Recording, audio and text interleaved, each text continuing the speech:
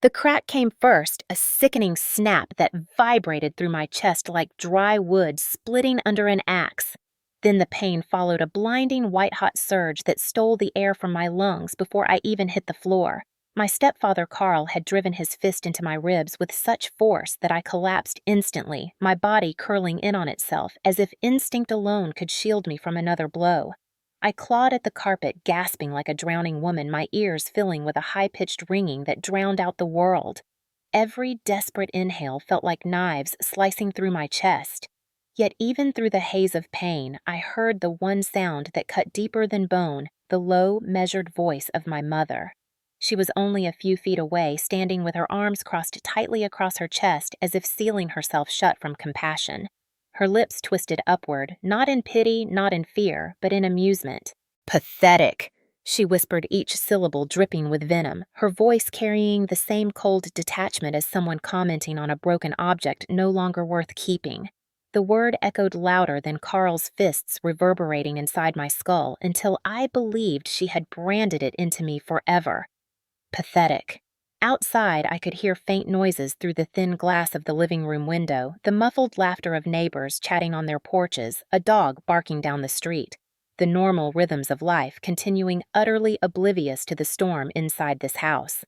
No one knew that on the other side of these walls, a daughter was crumpled on the floor, betrayed by the one woman who was supposed to protect her. I wanted to scream to let the world outside know what was happening, but my chest wouldn't let me. Each attempt to draw air was like inhaling shards of glass. My vision swam black spots crowding the edges until my mother's face blurred into something monstrous.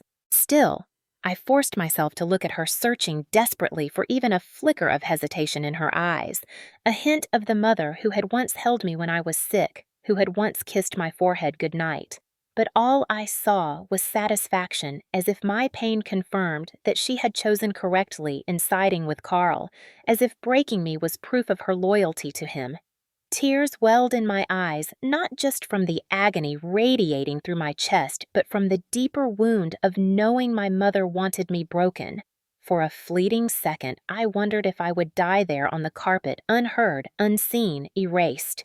And then, through the ringing in my ears, another voice broke through, not hers, but my father's. It was only in memory, yet as clear as if he were standing above me.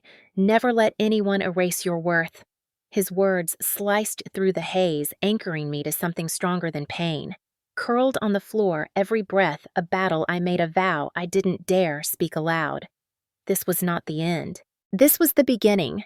Before the day, Carl's fist broke my ribs, before the word pathetic was whispered like a curse into my ears, there had been a different life, one built on steady hands and gentle words, a life anchored by my father Michael. He was not a wealthy man, nor did he carry the swagger of someone chasing power, but he was solid, dependable. The kind of man who came home each evening smelling faintly of sawdust and oil, his clothes marked by the labor of carpentry and craftsmanship, yet his spirit untouched by bitterness. My earliest memories were of him crouched beside me in his workshop, his rough palms guiding my small fingers along the grain of wood, teaching me to respect each line and curve as if it held a story all its own. He told me once every piece of wood has scars, but scars do not make it worthless, they make it unique. That lesson stayed with me long after he was gone, though I would not realize how much I would need it until years later. The house I lived in, the same house where I would later be beaten and humiliated, was built and maintained by him. He poured himself into every beam, every corner, every repair. I remember watching him fix the squeaky stair when I was 10, methodical and patient, explaining each step not just to teach me how to use a screwdriver, but to show me how problems are solved piece by piece. He made the home not just shelter, but a place pulsing with care. Sunday mornings were sacred. He would sit with me at the wooden table he had built, pouring pancakes onto my plate, while asking about school, my friends, even my silly little hobbies. He made me feel important, as though my words carried weight in the world. Even when I failed, he never used cruelty. Once I broke a small wooden toy we had been carving together, and I cried as if the world had ended. But he knelt down, lifted my chin, and said, "Mistakes are not endings, they are beginnings of new ways." Those words, so simple at the time, would one day become the shield I needed. My mother, Denise, was different. She loved him in her own way, I think, but her love was always mixed with impatience. She would roll her eyes when he asked me to join him in the garage. She would sigh when our conversations stretched on too long at dinner, calling it computer talk or workshop chatter depending on the subject. Still, she smiled more when he was around, and there was warmth in the air that made me believe we were a family. When Michael's heart gave out suddenly one spring morning, the world collapsed. I was 23, old enough to understand death, but too young to bear it. I had been the one to receive the call, my mother's voice frantic, telling me he had collapsed at the job site, that the ambulance had come too late. I drove like a madwoman to the hospital, only to find him already gone, a stillness in the sterile room that mocked the energy he had always carried. In the weeks that followed, I moved through fog. The house that had once been alive with his laughter felt haunted, every corner echoing with absence. My mother wept at first genuinely, but even in grief, she seemed more restless than broken. She began attending church groups, saying she needed community, and I did not object. I wanted her to heal too. It was there that she met Carl. At first, he was nothing more than a name dropped into conversation. Carl suggested this book. Carl said grief is a journey Carl understands because he lost his wife. His presence seeped in slowly until one day he was at our dinner table telling stories of resilience. His voice practiced his smile polite. My father's chair was not yet cold, but Carl filled the space as if he had been waiting. I tried to be gracious. My father had always taught me kindness, to judge a man by his actions, not his appearances. Carl's actions at first were measured almost calculated. He brought flowers for my mother, carried groceries fixed to the gutter outside. Yet even then I noticed his eyes lingering on the workshop, on the careful order of my father's tools. A glimmer of something possessive that made my skin crawl. My mother laughed at his jokes more than she ever had at my father's. She started dressing differently, shorter skirts, brighter colors, as if trying to become someone else. I told myself it was her way of coping, of reclaiming life. But when she began discarding things that held my father's presence, the warning bells grew louder. The first to go was the rose garden he had planted, replaced by gravel. Then his bookshelves, his favorite armchair, moved to the garage. She told me, "It is time for a fresh start, Laura. Stop clinging to the past." I wanted to scream that the past was all I had left, but my throat always closed before the words left. Carl moved in within 6 months. Along came his 2 grown children, Tina and Ethan, their smug grins and casual arrogance marking them as interlopers who believed the house was theirs by right. They rolled their eyes at me, whispered insults under their breath, called me spoiled when I protested. My mother never defended me. Instead, she parroted Carl's phrases about unity, about new family. I could see her slipping further away from me, and no matter how hard I tried to pull her back, she had already chosen. What hurt most was that she seemed relieved to erase my father's memory, as if loving him had been a burden she was glad to set down. The house no longer smelled of sawdust and home-cooked meals, but of Carl's cologne and the sterile scent of new paint covering the walls where my father's hands had once rested. I told myself I would endure it, that as long as I held on to my father's lessons, I could survive. But deep down, I knew that Carl was not done. He wanted more than my mother. He wanted to erase me too, to grind me down until nothing of my father's legacy remained. And as my mother stood by his side, smiling, I realized I was no longer her daughter. I was an obstacle to be removed. Carl's arrival was not a storm at first, but a steady drizzle that soaked into every corner of the house until I realized I was drowning. He came carrying grief stories, a practiced humility, and an eagerness to fix things that were not broken. My mother Denise clung to him like a lifeline, and I tried to believe that maybe, just maybe, he would be good for her, that his presence could ease her loneliness. But the truth revealed itself quickly. Within weeks of moving in, Carl began speaking of the house as if it were his own. He walked through each room with the swagger of ownership, commenting on the age of the windows, the outdated shelves, the furniture that he claimed did not suit a modern family. The shelves he mocked were the ones my father had built with his own hands, each notch and groove deliberate, a testament to weekends spent in the workshop.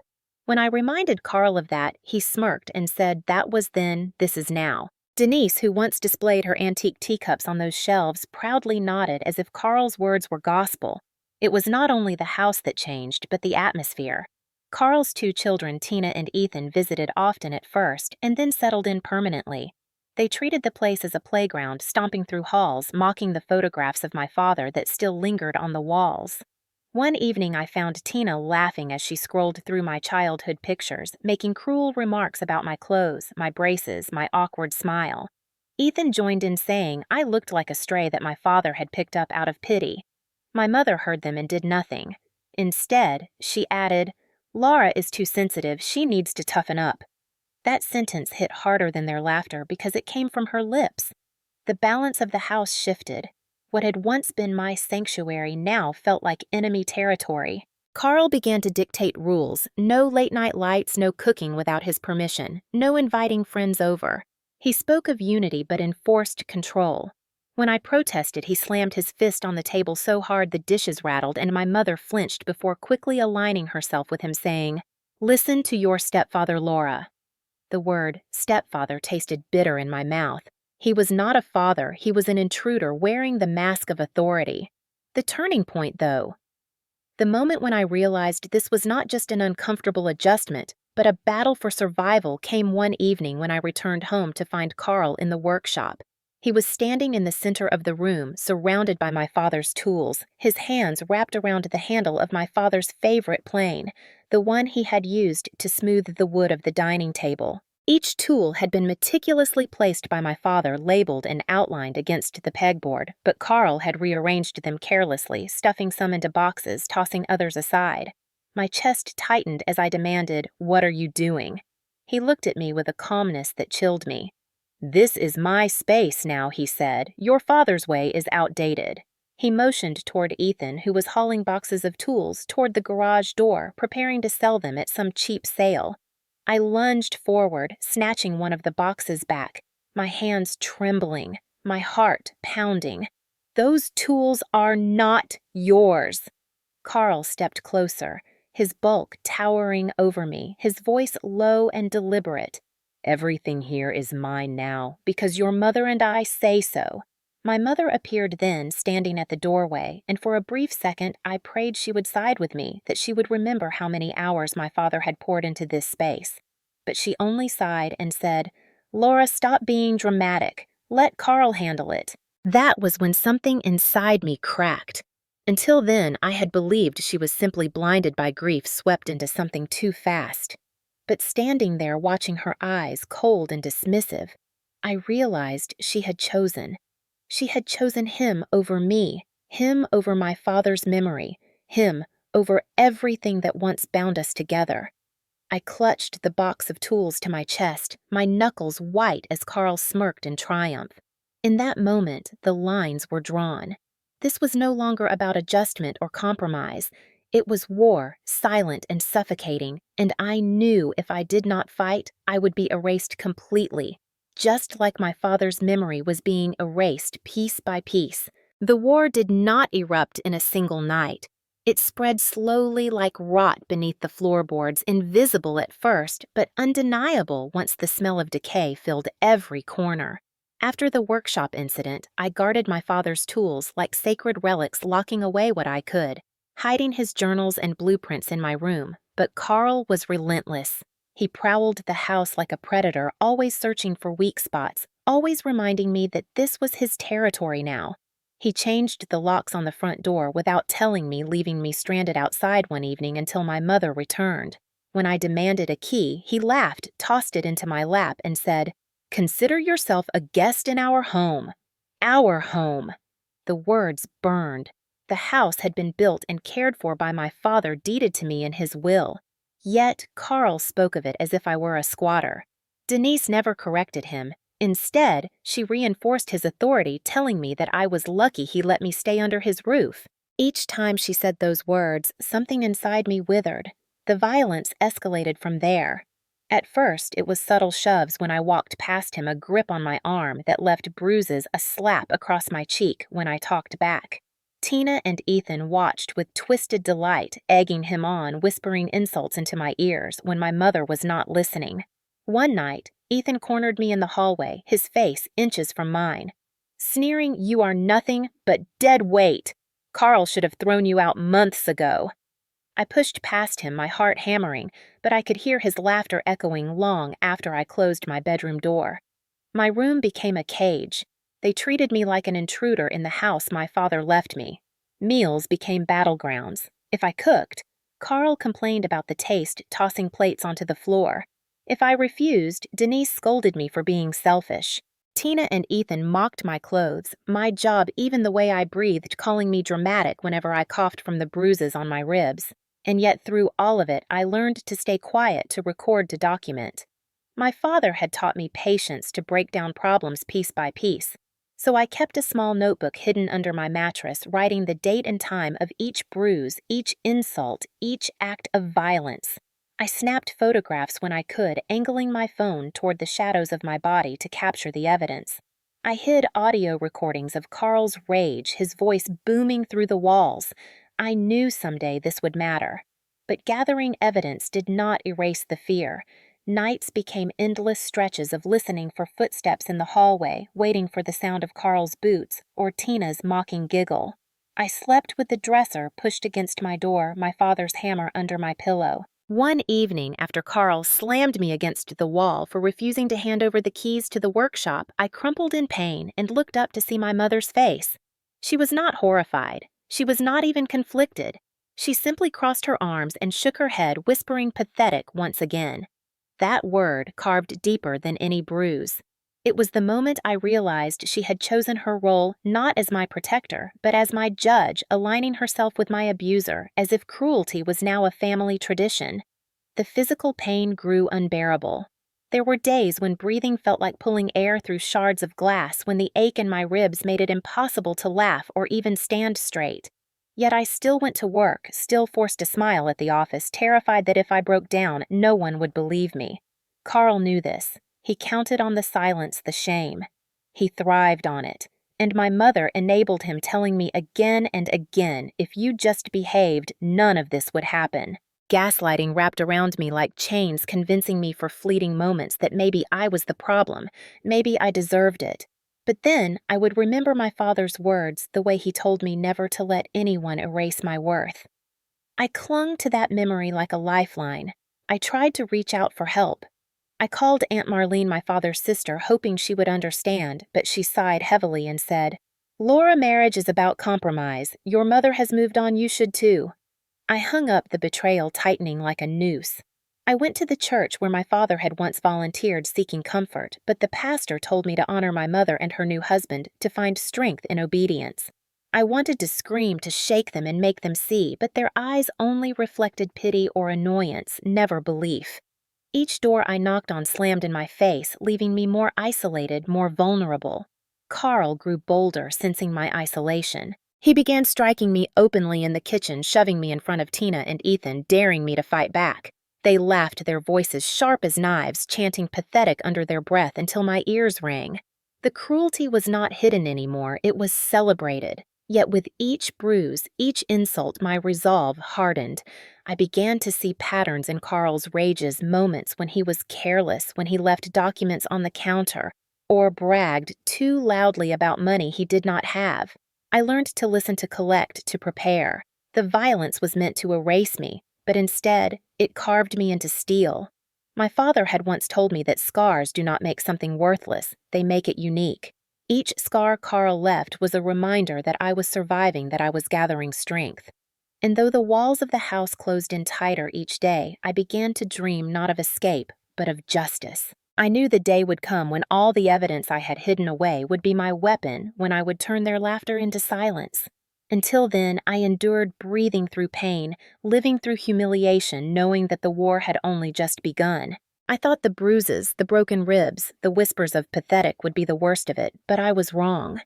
What broke me more than Carl's fists or Tina's taunts was the way the world outside our walls sided with them. The way people who had once hugged me at my father's funeral now looked at me as if I were a selfish child unwilling to let my mother move on. It began with my Aunt Marlene, the one person I believed would defend me no matter what. I went to her house one evening, my jacket pulled tight to hide the bruises on my arms, my voice trembling as I told her what Carl was doing, how Denise stood by and watched. Her eyes softened for a moment, but then she sighed and shook her head. Laura, your mother deserves happiness. She lost your father. She found someone who cares for her. You have to accept that. Compromise, she said again like it was a magic word. When I begged her to understand, she cut me with a single sentence. Maybe if you tried harder to get along, things would be better. I left her house with my chest aching more from her words than from the bruises. The next betrayal came from the church. My father had been a volunteer there, building shelves in the community hall, fixing pews, donating hours of his weekends. I grew up believing the church was a safe place, that it was filled with people who had known my family for years. When I finally gathered the courage to confide in the pastor, telling him about Carl's violence, about my mother's cruel smirk, I expected outrage protection something. Instead, he placed his hand on my shoulder and said, "Honor thy father and thy mother, even if it's hard. Carl is the head of the household now. God calls us to obedience." I stared at him in disbelief, feeling the ground tilt beneath me. My father's memory meant nothing to them. My bruises meant nothing. All that mattered was maintaining the appearance of a family, even if it was built on broken bones. The rumors spread quickly. Carl was clever, manipulating neighbors and family alike. He told them I was unstable, that grief had made me bitter, that I was lashing out at the man who was trying to rebuild our family. He told them I was lazy, that I lived under his roof, rent-free, contributing nothing. Denise echoed his lies, shaking her head sadly when people asked, saying, "We try so hard with Laura, but she refuses to grow up." Soon, neighbors I had known my whole life looked at me with suspicion. At the grocery store, Mrs. Kaplan whispered to another woman as I walked by, her eyes darting to the faint bruise still shadowing my cheek. At work, colleagues asked why I seemed distracted, but when I hinted at trouble at home, they shifted uncomfortably and changed the subject. Even friends distanced themselves, uncomfortable with the drama, unwilling to take sides. The isolation was suffocating. Each attempt to seek help was met with disbelief or dismissal. Once I overheard Tina telling a group of neighbors that I had thrown myself down the stairs to get attention, that I was desperate for sympathy. They laughed, and I wanted to scream, to drag them inside and show them the truth. But instead, I walked past with my head held high, my father's words echoing in my ears. Never let anyone erase your worth. But holding on to that mantra grew harder each day. The gaslighting became communal. At dinner, Carl would berate me and Denise would join in, and Tina and Ethan would laugh, and then days later, I would hear my aunt telling people that I was disrespectful, ungrateful, a burden to my mother. At church gatherings, women whispered that I should be ashamed of myself for making Denise choose between her daughter and her new husband. Even distant cousins sent me messages saying, "Laura, stop being selfish. Let your mom be happy." The weight of collective judgment pressed on me like another set of fists. What hurt the most was the way they twisted my father's memory against me. He would want your mother to be happy, they said. He would not want you to hold on to the past.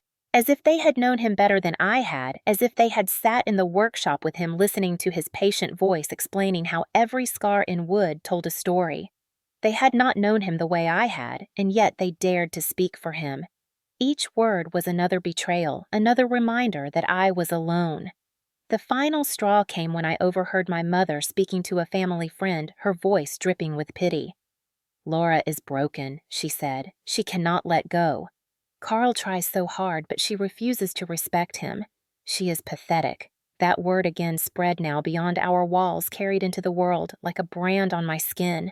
I wanted to run, to disappear, to let them keep their twisted version of happiness. But then I remembered the evidence I had gathered, the photographs, the recordings, the diurnal notes of every act of violence. I remembered the deed my father had left, the will tucked safely in the bottom of my drawer. And I realized that while the world might side with Carl and Denise now, there would come a day when the truth would burn through their lies. They had made me the villain in their story, but I was writing my own. The night I finally decided to stop waiting for rescue and start preparing my own was a night like any other in that house of shadows. Carl had thrown a plate against the wall because the chicken was overcooked. Denise had muttered that I was useless.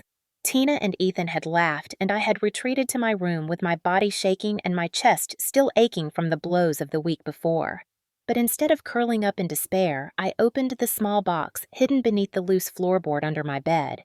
Inside were the notebooks I had filled with dates, times descriptions of each bruise and insult, the photographs I had taken of my body in the mirror, the audio recordings where Carl's rage thundered through the walls, and most important, the envelope my father had left, the one that contained his will.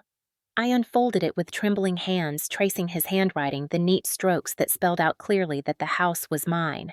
Not Denise's, not Carl's, not Tina's, or Ethan's. Mine.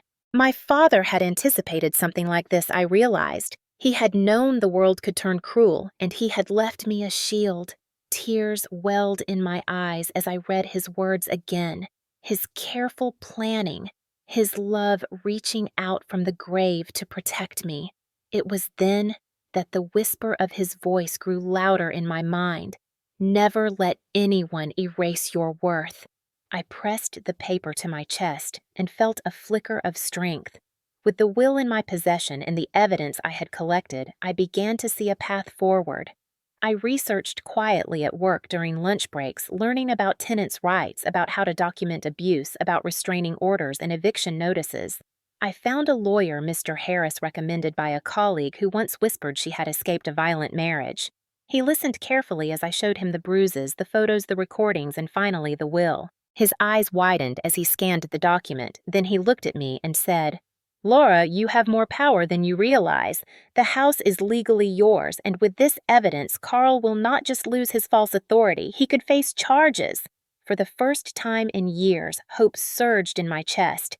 I met with Mr. Harris in secret, handing him copies of everything I had collected. He instructed me to continue documenting, to remain calm, to let Carl and Denise believe I was beaten down. He promised me that when the time was right, we would strike. I returned home that night and played my role as the silent, broken daughter. Carl barked at me. Denise sneered. Tina mocked me. Ethan shoved past me in the hall, and I lowered my eyes, biting my tongue, all while inside my chest a fire was building. I became meticulous. I timed my recordings to capture Carl's insults. I photographed each mark before the swelling faded. I kept receipts and notes, building a fortress of truth. I knew the day would come when their lies would collapse under the weight of evidence. The turning point within me came one night when Carl slammed me against the kitchen counter and hissed, "You are nothing here, nothing." My mother watched her smirk crueler than the pain in my ribs, and for a moment, despair threatened to pull me under. But then in the corner of my eye, I saw the small camera I had hidden on the shelf, its light blinking faintly. This time, I thought, the world will see. This time, they cannot deny it. That knowledge steadied me, even as I gasped for air. The evidence was no longer just mine. It was a weapon I would use to shatter their facade. Each insult, each blow became another nail in their coffin. And as I lay in bed that night, clutching my father's will, I realized I was no longer just surviving. I was preparing for war, and when the moment came, I would not falter. The day of reckoning did not arrive with dramatic thunder or cinematic music. It came on an ordinary Sunday when Carl decided to rip out the crown molding in the dining room, the molding my father had carefully carved by hand to match the age of the house. I walked in from work and saw the wood lying splintered on the floor, Carl holding a hammer, Denise nodding approvingly, Tina filming on her phone as if it were some renovation project, Ethan laughing as he carried pieces to the trash. Something inside me snapped. I stood in the doorway clutching the folder I had been keeping at Mr. Harris's office. The folder filled with my father's will, the photographs, the recordings, the video of Carl breaking my ribs while Denise smirked. My legs shook, but my voice came out steady. "Everyone stop," I said, and for the first time in years, they actually froze. Denise scoffed. "Laura, do not start again," but I lifted my hand and my voice rose louder. "You have treated me like nothing, erased Dad's memory, broken my body, but today you will all hear the truth." I pulled out the papers and laid them on the table, my father's will spread open for all to see. "This house is mine, legally mine, and you have no right to touch it." Carl barked a laugh, his face reddening. He stepped forward, towering over me, but I held my ground. Before he could speak, Mr. Harris stepped in through the front door, briefcase in hand, followed by 2 uniformed officers I had asked to be present. The room shifted instantly. Carl stuttered, his bravado faltering. Denise's eyes widened. Tina's phone lowered. Mr. Harris adjusted his glasses, cleared his throat, and read aloud the words my father had written years ago, words that named me sole owner of the house. As he read, I watched Denise's face pale, her smirk dissolving into something brittle. Carl tried to bluster, waving his arms, shouting about sweat equity, about how he had improved the property, but Mr. Harris calmly handed the officers the photographs and the USB drive. One officer slipped in the drive, and suddenly the room filled with the sound of Carl's own voice screaming, calling me worthless, followed by the sickening crack and my gasp for air. Then Denise's voice, cold and clear, whispering, pathetic. The silence that followed was suffocating. Tina and Ethan shifted uncomfortably, the color draining from their faces. Denise shook her head, whispering, "This is taken out of context, but the evidence was undeniable." The officers turned to Carl, their expressions stone, and one said, "Sir, we need you to come with us." Carl exploded, his voice booming, "This is my house. She is lying." But the officer twisted his arms behind his back and snapped the cuffs closed. For once, his fists were useless. Denise cried out, lunging toward him, but the second officer held her back.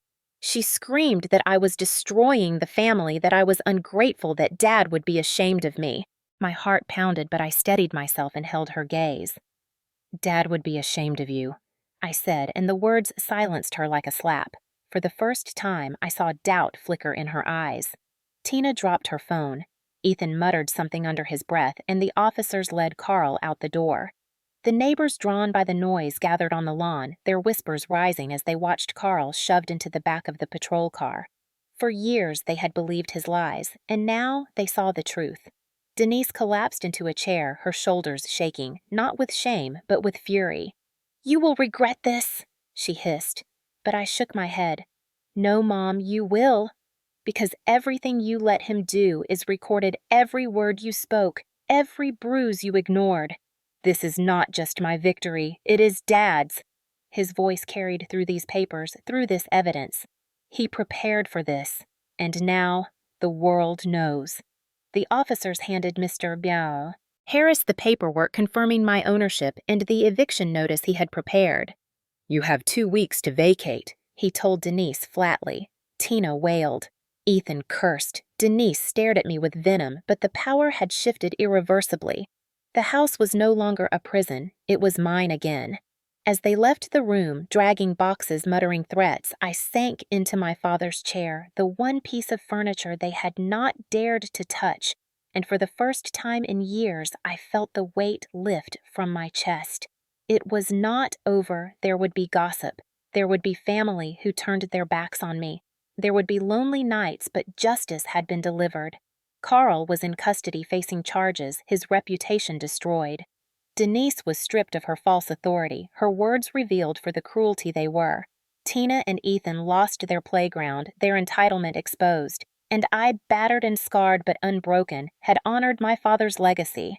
When the last of their boxes were dragged out, and the sound of Tina's angry sobs and Ethan's muttered curses faded down the driveway, I stood in the quiet of the house and felt something I had not felt in years, peace. The walls no longer seemed to press in on me, the air no longer tasted of fear. I walked slowly through each room, touching the wooden beams my father had polished, running my fingers along the edges of the table he had built, pausing in the workshop where his tools once lined the walls. The damage was there. Scars of Carl's destruction gouges in the wood, empty hooks where tools had hung, paint smeared over carvings my father had made. But instead of despair, I felt determination. These scars, like mine, would tell a story. They would not be the end, but the beginning of something new. In the days that followed, neighbors whispered, relatives called to scold me, and even the pastor preached about forgiveness in what felt like a veiled sermon aimed at me. Some told me I was cruel to put my mother out, that I should have tolerated Carl for her happiness. But their words no longer had power. I had seen their faces when the evidence played. I had watched their disbelief crumble into silence. They knew the truth, even if they chose to deny it. And I knew my father would have been proud that I stood my ground. Denise stayed with her sister, refusing to speak to me. She sent one message through Marlene saying she would never forgive me. I stared at the text for a long time before deleting it. Forgiveness, I realized, was not something she had the right to demand.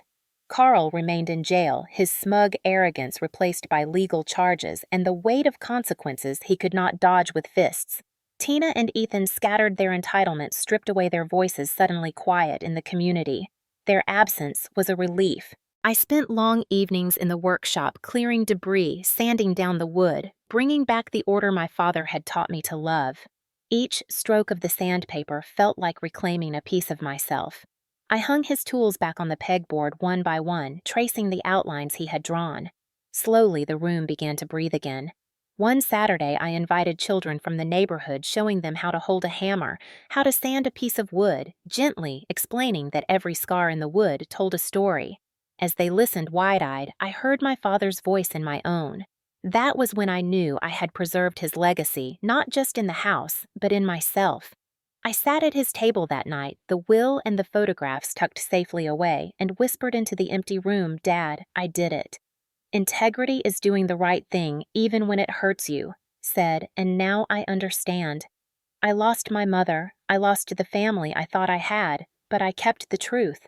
I kept your lessons, and I kept myself. For once, I did not feel pathetic. I felt whole.